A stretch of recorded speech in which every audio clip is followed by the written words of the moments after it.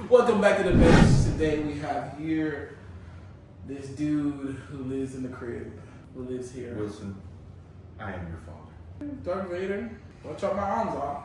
Anyways, we have Dr. Brian Gunther. This is the president. This is a doctor. This is a pastor. This is a reverend. This is everything. This dude is like literally checking off everything on your bucket list in the morning. But we're gonna just get straight into the interjection. Growing up with him as headmaster and pastor has been a very rough life. Let's just say that. But I've come along. I've learned a lot. I'm proud. I wouldn't change it for the world. No, but I wouldn't change it. Because he had me educationally and he had me right biblically. Like, it just said there was a lot of butt whooping in between. You know what I'm saying? Spare the rod, spoil the child. Okay, the first question to introduction is, do you think I'm your toughest child? Be honest. I would say that all four of my children have their own degree of toughness. I'm really chill for real. I'm just tough. I'm chill. When it comes to experiences and how you were born and where you started life, I would say that toughness, you are the toughest. Yes, like, true. strong. Yeah, strong. As far as challenging, every child has their own challenge. My sister's just challenge, if you know what I mean. But we're not gonna touch on that.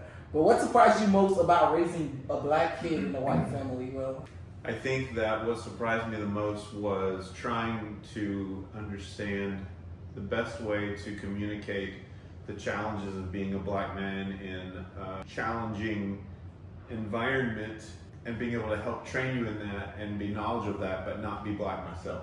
That was difficult. There were a lot of tears over that for your mother and I because we didn't want you to be hurt. At the same time, we wanted you to be smart and be aware of the challenges that existed. But it's hard for us to teach those challenges because we don't experience those challenges. that's real. That's real. Now we're about to enter into our hot seat Q&A. Question and answers. Are you ready? Let's go. Rank your kids from Wilson to dramatic. Wilson is number one. If you didn't get that, dramatic is everybody else. I would say every child has their own degree of drama, but you carry a lot of drama. I carry aura. I carry this energy that they just... You carry experience I with carry. drama.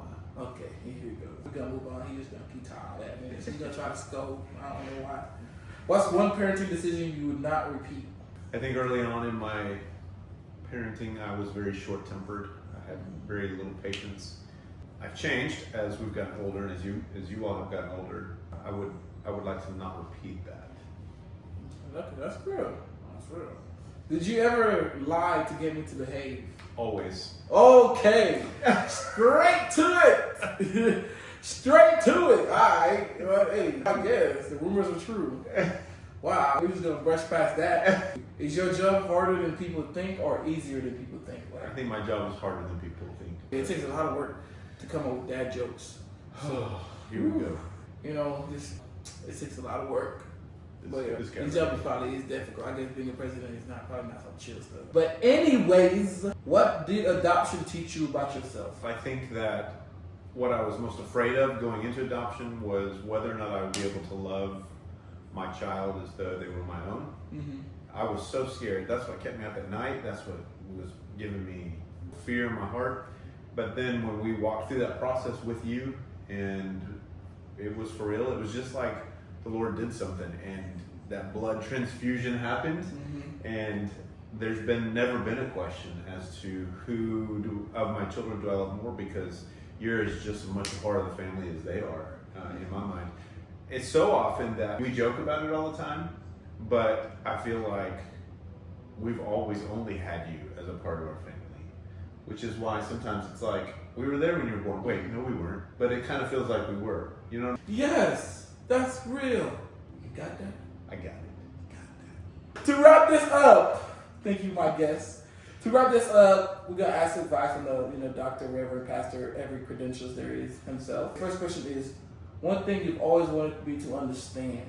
I think one thing I've always wanted you to understand is the gravity of your generosity. Gravity.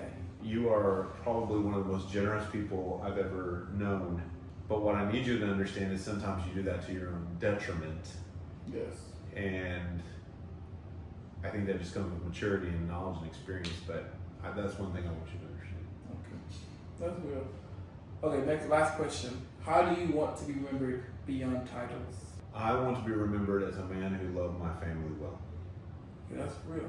You put that right under. I don't want to be the richest. I don't want to be the most credentialed. I don't want to be the most famous. I just want to love my family. This is gonna be a man who loved his family, and then under it's Period. gonna be Dr. Reverend Pastor. No, Pastor I don't Rev, care about any of that police, stuff. everything.